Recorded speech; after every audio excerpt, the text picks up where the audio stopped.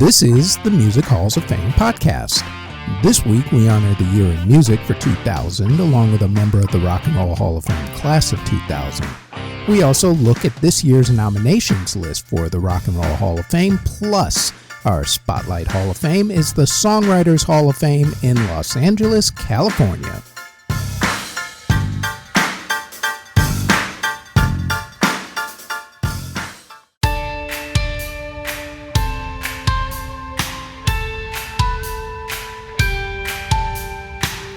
Before we get going with the podcast, like everyone tells you, please like, subscribe, and hit the notification bell so you'll know when these podcast episodes drop, which is usually every Thursday. Now, on to this week's episode.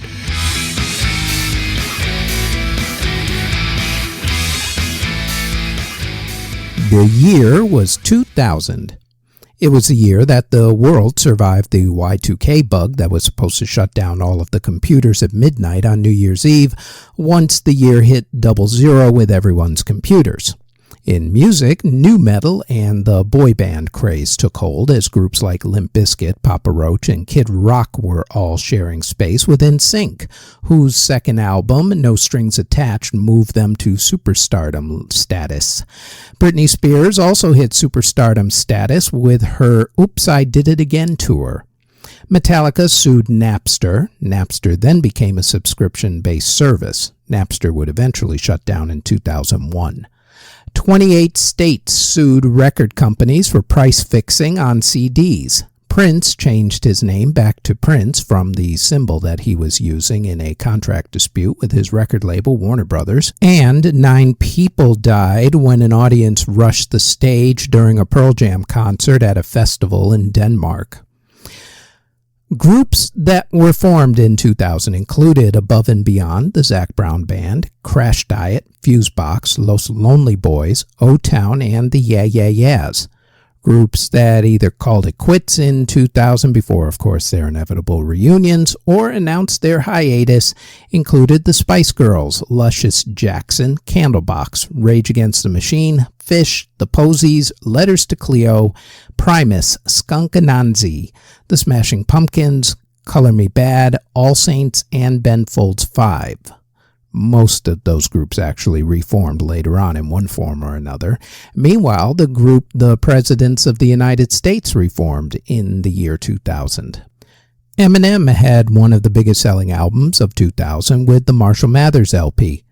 Other artists who had big albums that year included the Backstreet Boys, Britney Spears, Creed, Nelly, Dr. Dre, Destiny's Child, Santana, Coldplay, NSYNC, Linkin Park, Limp Bizkit, Westlife, Enya, The Coors, Shaggy, along with greatest hits albums from Whitney Houston, Queen, and the Beatles.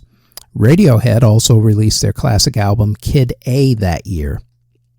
Breathe by Faith Hill was one of the biggest songs of the year, followed by Santana's Smooth and also his song Maria Maria, Joe's I Wanna Know, Vertical Horizon's Everything You Want, Destiny Child's Say My Name, Savage Garden's I Knew I Loved You, Lone Star's Amazed, Bon Jovi's It's My Life, Matchbox 20's Bent, Madonna's Music, and Toni Braxton's He Wasn't Man Enough.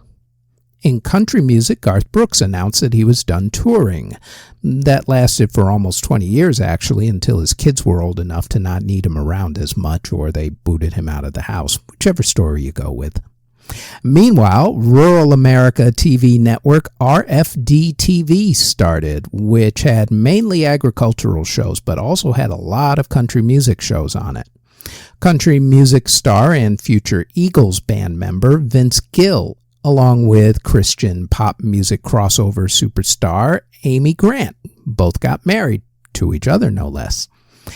Big albums for the year included Alan Jackson's When Somebody Loves You, Leanne Womack's I Hope You Dance, Joe D. Messina's Burn, 2 greatest hits albums from George Strait, 1 greatest hits album from Kenny Chesney, 1 greatest hits album from Tim McGraw, the Coyote Ugly soundtrack, and the Oh Brother Where Art Thou soundtrack. Big singles for country included Faith Hill's Breathe and also The Way You Love Me, Tim McGraw's My Best Friend and also My Next 30 Years, Leanne Womack's I Hope You Dance, Kenny Rogers' Buy Me a Rose, Lone Star's What About Now, Aaron Tippin's Kiss This, John Michael Montgomery's The Little Girl, the Dixie Chicks, now known as the Chicks, with their song Cowboy Take Me Away, Travis Tritt's Best of Intentions, and Alan Jackson's It Must Be Love. In hip-hop, the biggest albums were Eminem's The Marshall Mathers LP, Jay-Z's The Dynasty Rock La Familia, Outkast's Stankonia, Snoop Dogg's The Last Meal, Mystical's Let's Get Ready, the Wu-Tang Clan's The Woo, Ja Rule's Rule 336, Nelly's Country Grammar, Jurassic 5's Quality Control, Exhibit's Restless, and the Ride or Die Volume 2 compilation. The biggest hip-hop singles included Eminem's The Real Slim Shady, Missy Elliott's Hot Boys, Nelly's Country Grammar, Jay-Z's I Just Wanna Love You, and also his song Big Pimpin', Dr. Dre's The Next Episode, and also Forget About Dre, and Ice Cube's You Can Do It. In dance music, there were big albums like Paul Van Dyk's Out There and Back, Tiesto presents Magic 6 live in Amsterdam, Moby's Play, Fatboy Slim's Halfway Between the Gutter and the Stars, Nightmare on Wax's DJ Kicks, William Orbit's Pieces in a Modern Style, and Madonna's Music. There were 2 iconic songs that were released, mainly because of the fact that they still get played in sports stadiums worldwide to this very day. Darude's Sandstorm and Daft Punk's One More Time. Other songs for the year included Underworld's Cowgirl, Mojo's Lady Hear Me Tonight, A Touch of Class's All Around the World, Sonique's Sky, Moby's Natural Blues, Fatboy Slim's Weapon of Choice, and also Star 69, Angelic's It's My Turn, and The Prodigy's Baby's Got a Temper. The top 10 DJs of the year, according to DJ Mag's annual Top 100 DJs poll, were Sasha, Paul Oakenfold, John Digweed, Paul Van Dyke, Carl Cox, Judge Jules, Danny Tenaglia, Fergie, Lisa Lashes, and Danny Howells. In Latin music, the biggest artists of the year included Marc Anthony, Son of Four, Gloria Estefan, Carlos Vives, Christina Aguilera, A.B. Quintanilla y Los Cumbia Kings, Shakira, Enrique Iglesias, Ibrahim Ferrer, Gilberto Santa Rosa, Joan Sebastian, Los Angeles Azules, Los Temerarios, Banda El Recodo, and Ricardo Onjonio. Broadway musicals or revivals that opened in 2000 included Aida, The Dead, The Full Monty, Jane Eyre, The Music Man, and Seussical the Musical. Musical films and documentaries that were released in 2000 included Almost Famous, Dancer in the Dark, Darling, Darling, The Filth and the Fury, Songcatcher, Help, I'm a Fish, The Road to El Dorado, The Tigger Movie, The Fantastics, and Turn It Up. Artists who were born in 2000 included rappers 24 Golden, Digga D, Lil Pump, and Young Lyric, along with singers Gabby Barrett, Willow Smith, Baby Ariel, Halle Bailey of Chloe and Halle, singer-songwriter Biba Doobie, reggae singer Coffee, Surf Mesa, Hatchin and Yang Yang of NCT, producer Nick Mira, and Noah Cyrus. Artists who unfortunately passed away in 2000 included singers Ofra Haza, Ian Dury, Kirsty MacColl, Nazia Hassan, and Johnny Taylor, along with rappers Big Pun and Joe C., country music singer Jimmy Davis, pianist Victor Borga, Benjamin Orr of the Cars, DJ Screw, Screamin' Jay Hawkins, Tito Puente, Dennis Danol of Social Distortion, saxophonist Stanley Turrentine, pop staples of the Staple Singers, and composer Jack Nitze. In award ceremonies for the music of 2000, Steely Dan won Album of the Year at the Grammy Awards for Two Against Nature. U2 won Record and Song of the Year for Beautiful Day, and Shelby Lynne won Best New Artist. Eminem's video for the song The Real Slim Shady won Video of the Year at the MTV Video Music Awards. During the ceremony, by the way, Rage Against the Machine's Tim Comerford climbed the scaffolding on the stage during Limp Bizkit's performance for whatever reason no one knows to this very day. At the American Music Awards, Toni Braxton, Creed, the Backstreet Boys, Dr. Dre, Faith Hill, and Enrique Iglesias were the big winners. At the Billboard Music Awards, Destiny's Child won Artist of the Year. Destiny's Child and Jay-Z won Entertainers of the Year at the Soul Train Music Awards, making it one of the rare times that there was actually a tie for Entertainer of the Year. Faith Hill, Garth Brooks, and NSYNC won the music categories at the People's Choice Awards. At the Eurovision Singing Contest, which was held that year in Sweden, the Olsen brothers from Denmark won for the song Fly on the Wings of Love. The Dixie Chicks, now known as the Chicks, won Entertainer of the Year at the Country Music Association Awards, while Shania Twain won Entertainer of the Year at the Academy of Country Music Awards. Coldplay won Best British Album for Parachutes, and Robbie Williams won Best Song for Rock DJ at the Brit Awards. The Bare Naked Ladies won Best Album for Maroon, while Nelly Furtado won Best Song for I'm Like a Bird at the Juno Awards. Killing Heidi won Album of the Year for Reflector, and Madison Avenue won Single of the Year for Don't Call Me Baby at the ARIA Music Awards. At the Tony Awards, Contact won Best Musical and Kiss Me Kate won Best Revival of a Musical. The Pulitzer Prize for Music was won by Louis Straplin for Life is a Dream, Opera in 3 Acts, Act 2, Concert Version. Musically, at the Academy Awards, Bob Dylan won Best Song for Things Have Changed from the movie Wonder Boys, and Tan Dunn won Best Original Score for Crouching Tiger, Hidden Dragon. Badly Drawn Boy won the Mercury Music Prize for the album The Hour of Bewilderbeast. The Rock and Roll Hall of Fame induction ceremony took place on March 6th at the Waldorf Astoria Hotel in New York City that year. At the Rock and Roll Hall of Fame induction ceremony, the Sidemen category was introduced for the very first time. The category was given to honor, quote, the musicians who were out of the spotlight who performed as backup musicians for major musicians, either in recording sessions or in concert, end quote. Drummer Hal Blaine, saxophonist King Curtis, bass guitarist James Jamerson, guitarist Scotty Moore, and drummer Earl Palmer were the first inductees for that category. The category was discontinued after 2009 and merged into the Award for Musical Excellence category.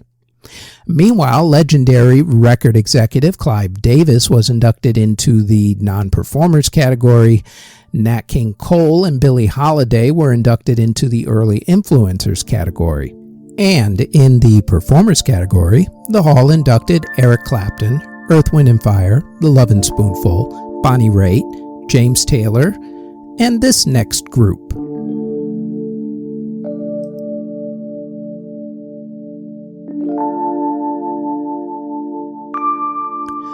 The group The Moonglows made their name in the very beginnings of the early rock and roll era of the 1950s, before artists like Elvis Presley, Fats Domino, and Chuck Berry gave rock its swagger. The group started out as the duo of Louisville, Kentucky friends Harvey Fuqua and Bobby Lester, who got together in 1949 after they both got out of the United States Army. A couple of years later, Harvey decided to move to Cleveland, Ohio, where he started the group The Crazy Sounds with Danny Coggins and Prentice Barnes. Later in that year, Bobby himself would move to Cleveland and ended up joining The Crazy Sounds with Harvey. The next year, in 1952, the Crazy Sounds auditioned at a club in Cleveland for a slot on the club's lineup. The club owners knew a local radio DJ at the time who was making a name for himself, future Rock and Roll Hall of Famer Alan Freed. The club owners got Alan to listen to the Crazy Sounds, and then once Alan did, he became the group's manager. The first thing that Alan did as manager was to change the name of the group from the Crazy Sounds to the Moonglows. The next thing that he did was to sign them to his record label Champagne. The group wasn't successful at first, and Danny ended up leaving the group. So they replaced Danny with Alexander Walton, who went by the name Peter Graves. The Moonglows started recording for the Chance record label, but those recordings didn't pan out too well on the charts either. And then fate changed things. In 1953, Alan Freed started a radio show on WINS Radio in New York City. The show was extremely popular, but what that meant for the Moonglows was that they ended up gaining exposure on the show, which led to the group getting a record contract with Chess Records, and it was at Chess Records that the group hit Pay Dirt. The first song of theirs that Chess released was Sincerely in 1954 for the Rock, Rock, Rock movie soundtrack. The song shot up to number 1 on the R&B charts, and a more watered-down version of the song became a big hit for the group the McGuire Sisters. Sincerely was followed up by Most of All and We Go Together, which also became hits. There were some other shifts with various members going in and out of the group. However, when Billy Johnson joined the group in 1955, which added a guitarist to the vocal group, the lineup that is considered the classic lineup of the group became Bobby Lester, Harvey Fuqua, Billy Johnson, Pete Graves, and Prentice Barnes. During the group's initial run from 1953 to 1958, the Moonglows had 7 songs hit the top 15 on the R&B charts. Sincerely, Most of All, We Go Together, When I'm With You, Seesaw, Please Send Me Someone to Love, and The 10 Commandments of Love. 4 of those songs hit the top 40 on the pop charts, although the highest to chart on the pop chart was Sincerely, which actually only topped out at number 20. After finishing their recording contract in late 1958, the group went their separate ways, with Harvey Fuqua having the most success. In fact, it was actually Harvey who helped to discover another future Rock and Roll Hall of Famer, Marvin Gaye. Harvey took Marvin's group at the time, the Marquis, brought in Chuck Barksdale from the group The Dells, and renamed the group Harvey and the New Moonglows. That version of the Moonglows recorded until late 1960 when Marvin went to Detroit, Michigan and started working for the Motown record label. Harvey soon followed Marvin to Detroit and worked with Motown during the label's heyday in the 1960s. Fuqua and Lester separately got other versions of the Moonglows together over the next couple of decades, going through at least 20 different group members collectively. Variations of the group toured here and there for a few years at a time, until each classic lineup member passed away, mainly from cancer. Fuqua was the last one of the classic lineup to pass away in 2010. Inducted into the Hall by Paul Simon of class of 1990 inductees, Simon & Garfunkel, and also in 2001 as a solo artist. Harvey Fuqua, Bobby Lester, Peter Graves, Prentice Barnes, and Billy Johnson. The Moonglows, inducted into the Rock and Roll Hall of Fame, class of 2000, and we have a selection of their music on our podcast playlist, the link of which is in the show notes.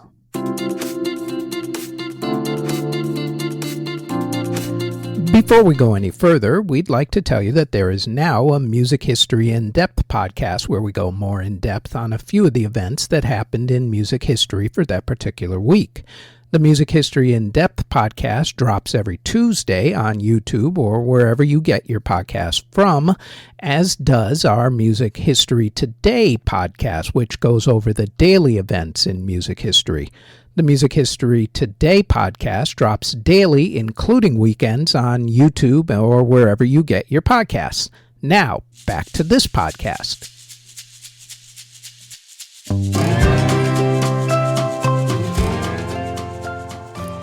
The Rock and Roll Hall of Fame recently released its nominees for the Performers category for this year's induction into the next class for the Hall. This list does not include whoever they decide will be inducted in the other categories like musical excellence or early influencers. Therefore, the list for the Performers category is as follows: Mary J. Blige, Mariah Carey, Cher, Dave Matthews Band, Eric B. and Rakim, Foreigner, Peter Frampton, Jane's Addiction, Kool the Gang, Lenny Kravitz, Oasis, Sinead O'Connor, Ozzy Osbourne, Sade, and A Tribe Called Quest. Okay, first the good news. Unlike in the last couple of years where at least one nomination left me scratching my head, looking at you, Lionel Richie, I can't even be remotely upset at this list. There isn't a single clunker on here. Every single artist is worthy of induction. No argument. Some of these artists we've actually been screaming about letting them in for a while, like Mariah Carey. And some we actually very recently featured, like Kool the Gang. So thank you, Hall voters, for at least listening to one of my podcasts. Now, to bring the anger. Where the hell are Soundgarden and Alice in Chains, Hall? I swear if these bands don't make it into one of your other categories in a few months, I'm going to be really, really upset. Make it happen, Hall voters. Same thing goes for Dionne Warwick, Queen Latifah, The Runaways, and a whole list of other people, but that's for another podcast. All right, back to who got nominated. As has been the case for a number of years, you have a chance to vote on who you think should be inducted into the Hall. Yes, you. In fact, the fan vote is 1/50th of the total Hall vote, I believe. I could be wrong on the math. Could actually be more like 1/100th. Regardless, the fan vote counts. So, go to rockhall.com to vote. That's rockhall.com to vote. You can do it once a day until early April. At least I believe it's early April. What we will also do is what we always do around this time of the year. We will make the case on this podcast for you to make a decision as to who to vote for. Therefore, for the next couple of months until the fan vote officially ends, we will go over the resumes of all the nominees, usually 2 to 3 per episode. In fact, we're going to start next week with the divas, starting off with Mary J. Blige and Mariah Carey. Here's a main problem with this list. All of the artists are deserving, but not all of them can get in, because the Hall usually only allows somewhere around 6 to maybe 10 artists into the Performers category. Sometimes an artist who's up for nomination in this category won't make it into this particular category, but will be put in the same year under the musical excellence or a different category. LL Cool J got into the Hall that way a couple years ago, as did Judas Priest. Therefore, a couple of these artists might get shifted over and still get in, even if they don't get in as a performer. We'll see. As was the case last year, the final nominations list will be announced in late April. The Hall ceremony will be streamed live again later in the year on Disney+, probably somewhere around November, I figure. And ABC Television will carry an edited version of the ceremony sometime in early 2025, probably around New Year's like they did this year. Do not forget to vote. Like I said, you can do it once a day, unlike the presidential election, we'll say. Actually, let's not get into that. That's just going to get messy. We will put a link in the show notes for you to vote, and we will start in the next episode by making the case for you to show Mariah Carey and Mary J. Blige some love with your votes. Spoiler alert, by the way. I suspect that knowing her fan base, Mariah Carey will probably win the fan vote. But you never know, though. Maybe the Ozzy army will show up and help him take the whole thing. We shall see. Good list, though, this year. Congratulations, Hall. You finally got one right.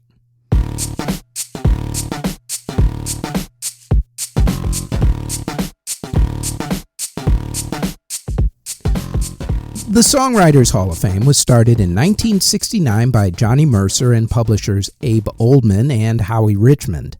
As of right now, the Hall of Fame is part of the Grammy Museum in Los Angeles, California.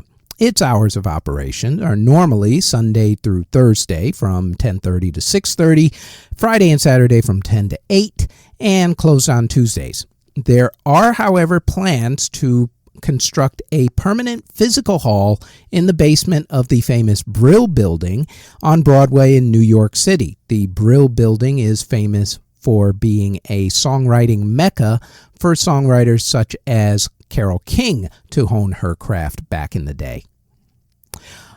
There are many different awards that the Hall actually gives out. We're going to talk about the 2013 winner of the Pioneer Award, which is awarded to, quote, recognize the career of an historic creator of an extensive body of musical work that has been a major influence on generations of songwriters, end quote. This next guy qualifies for that.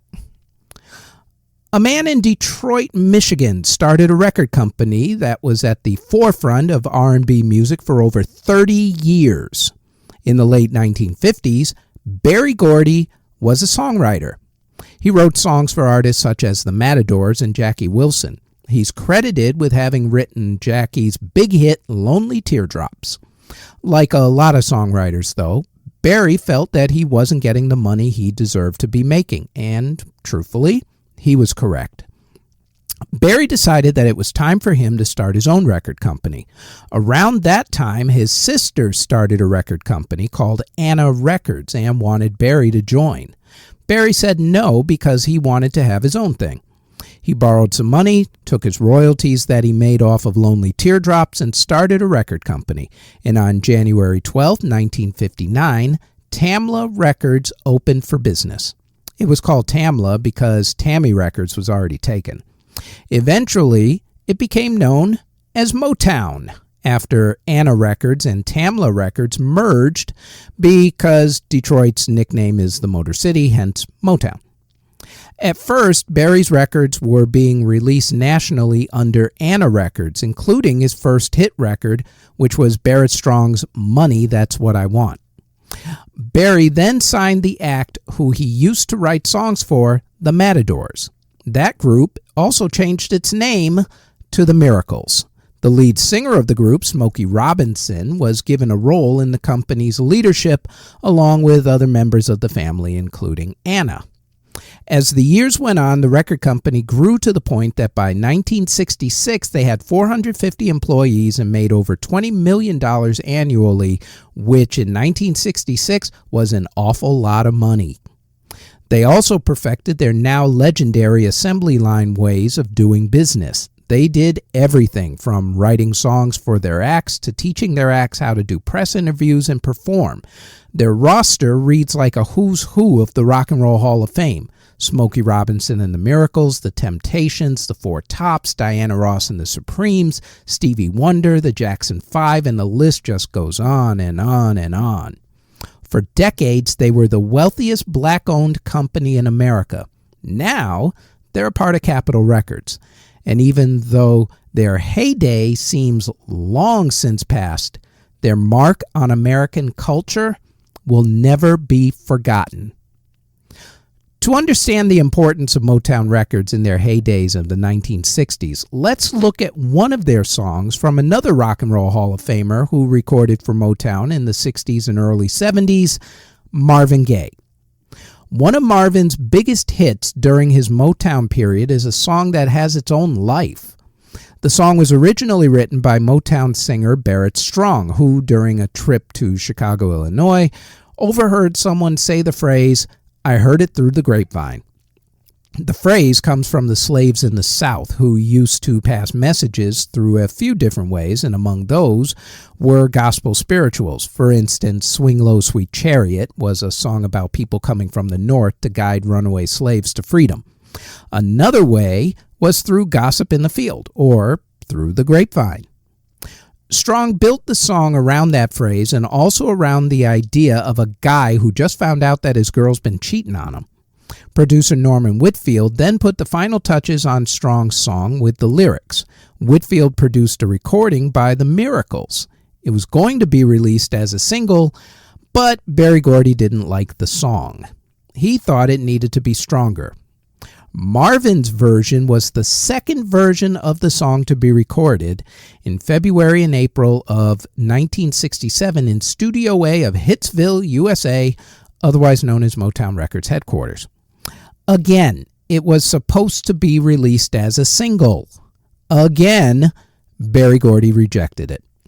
Gladys Knight and the Pips were next up to record it, and again, it was supposed to be released as a single.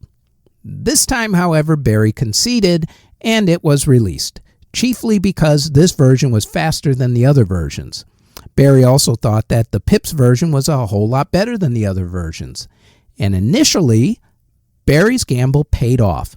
The Pips version became the biggest selling song in Motown's history up to that point. That was 1967. Now, back to Marvin's version. Whitfield decided that Marvin's version was worthy and again pitched it to be put out as a single. And again, Berry said no.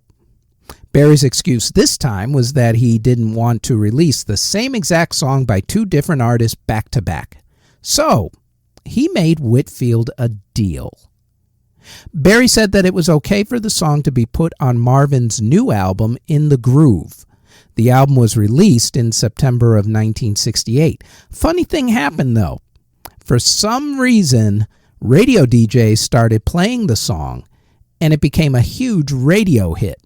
And then once that happened, Motown and Berry Gordy had no choice but to release Marvin's version as its own single, which they finally did on October 30th, 1968.